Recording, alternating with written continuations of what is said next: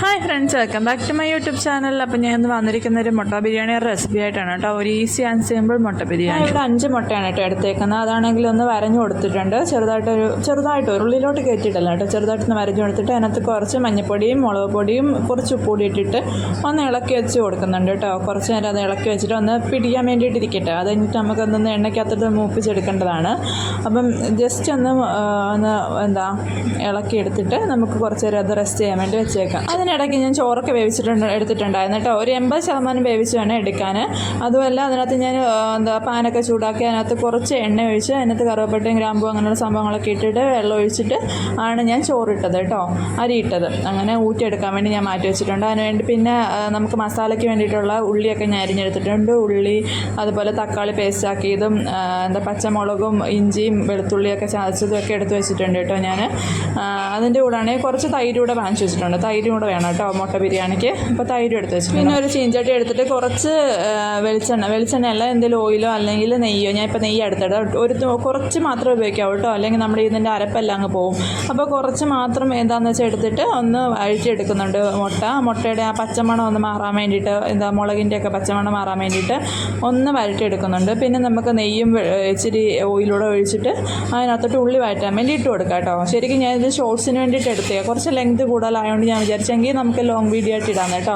അതുകൊണ്ട് മാത്രമാണ് കേട്ടോ ഇത്രയും എല്ലാം എടുത്തെടുത്ത് കാണിക്കാതിരുന്നത്. പക്ഷെ ഞാൻ നേരത്തെ പ്ലാൻ ചെയ്തിരുന്നത് എല്ലാം എടുത്ത് കാണിച്ചേനെ.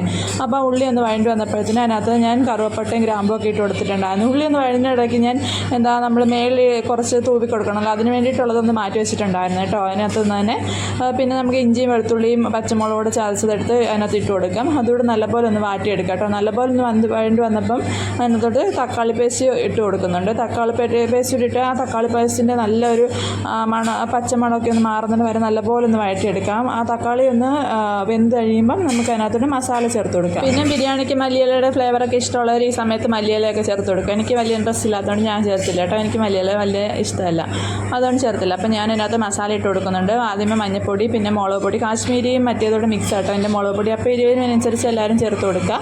പിന്നെ കുറച്ച് മല്ലിപ്പൊടി, അതുപോലെ കുറച്ച് ചിക്കൻ മസാലപ്പൊടി ഒക്കെ ഇട്ട് കൊടുക്കുന്നുണ്ട്. പിന്നെ കുറച്ച് ഗരം മസാലയും കൂടി ഇട്ട് കൊടുക്കണം കേട്ടോ. ബാക്ക്ഗ്രൗണ്ടിൽ കുറേ സൗണ്ട് കേൾക്കുന്നുണ്ടെന്ന് എനിക്കും അറിയാം കേട്ടോ ഗൈസ്. എല്ലാം ഒന്ന് അഡ്ജസ്റ്റ് ചെയ്ത് ഇട്ടേക്കണേ. പിന്നെ ഞാൻ അതൊന്ന് മൂത്ത് വന്നപ്പോഴത്തേനും മസാല എല്ലാം ഒന്ന് മൂത്ത് വന്നപ്പോഴത്തേനും അതിനകത്ത് കുറച്ച് തൈര് ആഡ് ചെയ്ത് കൊടുക്കുന്നുണ്ട്. ഒരുപാട് പുളിയൊന്നും ഇല്ലാത്ത ഒരു മീഡിയം പുളിയുള്ള തൈരാണ് കേട്ടോ ഞാൻ ഉപയോഗിക്കുന്നത്.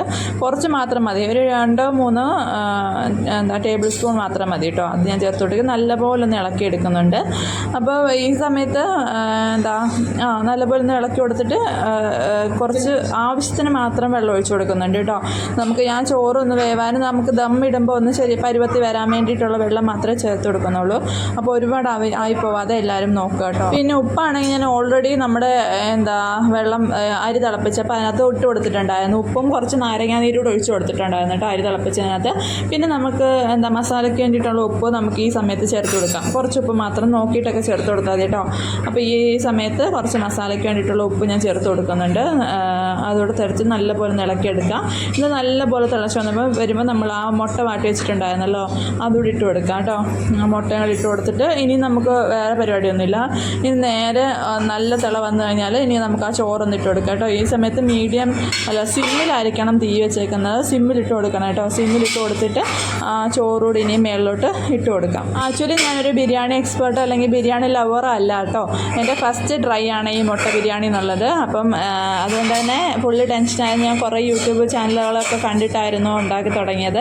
എല്ലാത്തിൻ്റെയും കൂടെ ഒരു സമ്മിശ്ര റെസിപ്പി എന്ന് വേണമെങ്കിൽ പറയാം കേട്ടോ. അപ്പോൾ ഞാൻ ആ ചോറൊക്കെ ഒന്ന് ഇട്ട് കൊടുക്കുന്നുണ്ട്. പിന്നെ എനിക്ക് കുറച്ചൊക്കെ മിസ്റ്റേക്കുകളൊക്കെ പറ്റിയിട്ടുണ്ടായിരുന്നു. കാരണം ഫസ്റ്റ് ട്രൈ ആണല്ലോ. ആദ്യം ഒരു പ്രാവശ്യം ഉണ്ടാക്കി കഴിയുമ്പോൾ വരെ നമുക്കൊന്ന് പഠിക്കാൻ പറ്റൂ. കാരണം എൻ്റെ ചോറാണെങ്കിൽ കുറച്ച് വെന്ത് പോയിട്ടുണ്ടായിരുന്നു കേട്ടോ. അതുകൊണ്ട് ചോറിന് ഇച്ചിരി വേവ് കൂടി, ബാക്കിയെല്ലാം സെറ്റായിട്ടുണ്ടായിരുന്നു ഗൈസ്. എല്ലാം സൂപ്പർ ടേസ്റ്റ് ഉണ്ടായിരുന്നു. അപ്പോൾ ഞാനാണെങ്കിൽ നേരത്തെ പറഞ്ഞില്ലേ മൂപ്പിച്ച് വെച്ചിരുന്ന സവാള ഇട്ട് കൊടുക്കുന്നുണ്ട്. പിന്നെ ഇച്ചിരി പാലിനകത്ത് മഞ്ഞൾപ്പൊടിയും കൂടെ ചേർത്ത് കളറിന് വേണ്ടിയിട്ട് ഇട്ട് കൊടുക്കുന്നുണ്ട്. പിന്നെ കുറച്ച് നെയ്യോട് ചേർത്ത് കൊടുക്കുന്നുണ്ട്. എന്നിട്ട് നമുക്ക് ദമ്മിടാം കേട്ടോ. പിന്നെ അണ്ടിപ്പരിപ്പും മുന്തിരിങ്ങ ഞാൻ മറന്നുപോയി ഗൈസ്, അതുകൊണ്ടാണ് ഇട്ട് കൊടുക്കാൻ. അണ്ടിപ്പരിപ്പും മുന്തിരിങ്ങയൊക്കെ ഉള്ളവരാണെങ്കിൽ അതൊക്കെ ഇട്ട് കൊടുക്കണേ.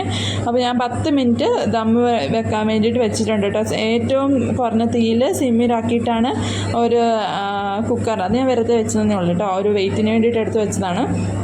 ഇപ്പം 10 മിനിറ്റ് കഴിഞ്ഞ് ഞാൻ തുറന്ന് നോക്കുന്നുണ്ടോ, നല്ല ടേസ്റ്റ് ഉണ്ടായിരുന്നു കേട്ടോ മസാലയ്ക്ക്. എന്നെ പറ്റിയത് ഇത് മാത്രമേ ഉള്ളൂ, ചോറ് അല്പം ലേശം ഒന്ന് വെന്ത് പോയി, ഒരുപാട് വെന്തിട്ടില്ല, ലേശം ഒന്ന് വെന്ത് പോയി. പക്ഷേ എല്ലാം സെറ്റാക്കി കിട്ടിയിട്ടുണ്ട് കേട്ടോ. വെള്ളമൊക്കെ വറ്റി ആവശ്യത്തിന് നല്ല മസാലയൊക്കെ പിടിച്ച് സെറ്റായിരുന്നു. ഇവിടെ എല്ലാവർക്കും ഏട്ടന് ഇഷ്ടപ്പെട്ടു കേട്ടോ, ഏട്ടനും പിള്ളേർക്കും. എനിക്ക് പിന്നെ ബിരിയാണിയോട് വലിയ താല്പര്യം ഇല്ലാത്തതുകൊണ്ട് ഒറ്റ നേരമൊക്കെ ഞാൻ എത്ര കിട്ടിയാലും ഒറ്റ നേരമൊക്കെ ബിരിയാണി കഴിക്കാറുള്ളൂ കേട്ടോ. എനിക്ക് ചോറിനോടാണ് ഇഷ്ടം. അപ്പോൾ ഇവിടെ എല്ലാവർക്കും ഇഷ്ടപ്പെട്ടിട്ടുണ്ടായിരുന്നു കേട്ടോ. അപ്പോൾ എല്ലാവരും ഒന്ന് ട്രൈ ചെയ്ത് നോക്കുക. ഇഷ്ടപ്പെട്ടെങ്കിൽ ലൈക്കും ഷെയറും കമൻറ്റും ഒക്കെ ചെയ്യുക, സബ്സ്ക്രൈബ് ചെയ്തു.